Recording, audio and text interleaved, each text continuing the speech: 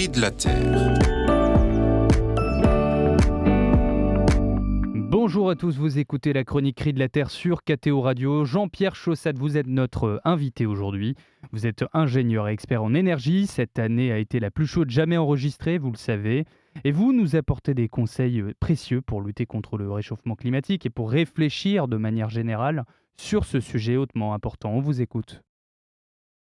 C'était attendu, 2023 est bien l'année la plus chaude de l'histoire de la Terre depuis probablement plus de 100 000 ans. Comme annoncé par l'Observatoire européen Copernicus, elle a été 1,48 degrés plus chaude que le climat de l'ère pré-industrielle et proche de la première limite de 1,5 degré de l'accord de Paris. L'urgence à réduire les émissions de gaz à effet de serre s'impose. Les chefs d'État se sont engagés à Dubaï lors de la COP28 à sortir des énergies fossiles.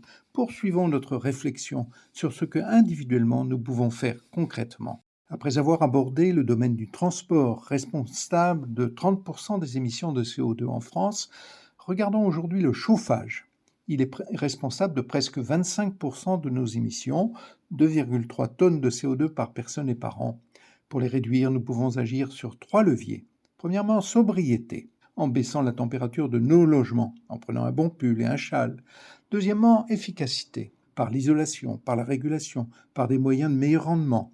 Troisièmement, en utilisant l'énergie la plus décarbonée possible, comme l'électricité, qui en France est produite avec le nucléaire, l'hydraulique, l'éolien et le solaire, ou encore le bois et la géothermie.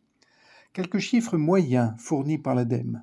Un chauffage au fioul dans un appartement émet 50 kg de CO2 par mètre carré par an. Un chauffage au gaz, 28 kg, soit 40% de moins que le fioul. Un chauffage raccordé au chauffage urbain, 19 kg, 30% de moins que le gaz. Et puis aussi, chauffage électrique, 5 kg si l'immeuble est bien isolé et 4 kg avec une pompe à chaleur.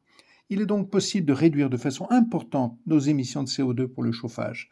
Merci beaucoup Jean-Pierre Chaussade. Je le rappelle, vous êtes ingénieur et expert en énergie. Très belle journée à vous.